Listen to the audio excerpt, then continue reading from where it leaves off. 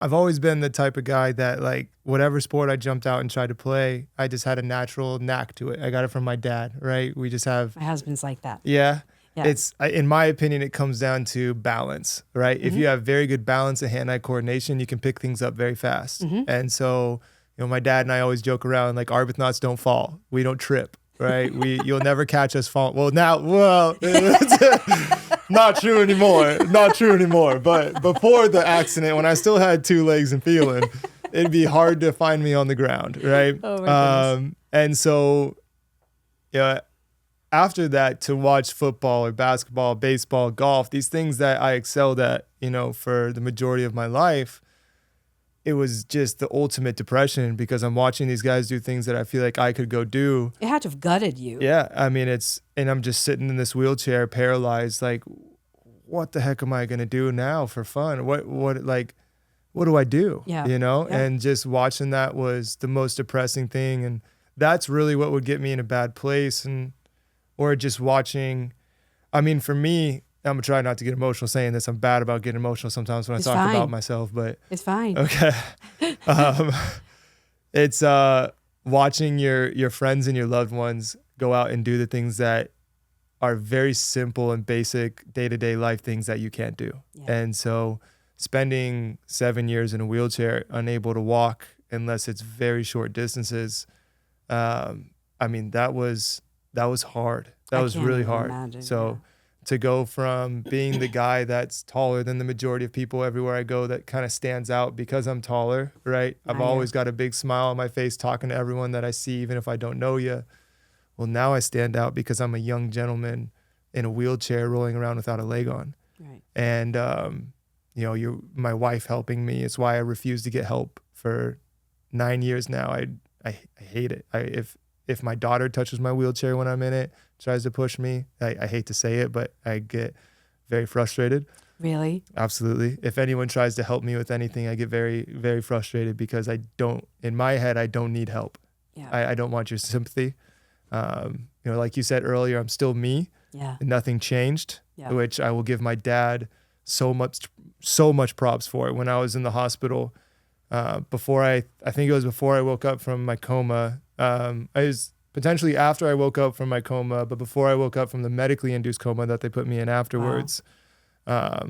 All my friends were around because shout out to my friends in Washington. I had 30, 40 people show up and stay there for like 24 hours. And then all of my group of friends, 12, 15 people, they're constantly in and out. And one thing my dad told them, which I found out later, was you do not treat him differently. Do not give him a break. Give him crap. Give him the same thing that you gave him before because he's still Tanner. I love your dad. That's awesome. He's been my dad, my mom, my sisters. Yeah. I mean, dad coming. Yeah. Here comes the emotions. But it's family. My wife, by the way, Mira, thank you. Yes. Yeah. And yeah, I get so emotional. My sister, my brother, my husband, my kids. It's the people around you. Absolutely. Yeah. And like you said earlier, like you want to make them feel better about your situation. Yeah. Right. And so like, that's why I always like to crack jokes or try to act like everything's okay no matter what I'm going through. It's because it's not for me as much as I thought it was for other people, which ended up being the best thing that I could have done for myself, when you look back. It helps you in the process. Yeah, absolutely. But without that support, where does that go? Yeah, exactly. Yeah. I mean, my now wife, girlfriend at the time was 20 years old. I was 22 when the accident happened, and she drove up an hour and a half from school and work every single day to sleep in a chair in a hospital room right next to me. Wow. And she did that for like 5-6 months while I was in the major part of everything until I finally convinced her, I think, or she finally decided to start sleeping at home. And it's just without that through the hardest times, it's crazy. Yeah, so like where would I don't know where I would be. Yeah. I think I'd still be in a bed. And that's what drives me to do stuff like this, to say yes to stuff like this. It's hard to put yourself out there. It is. Yeah. Talk about your insecurities. Yeah. Yeah.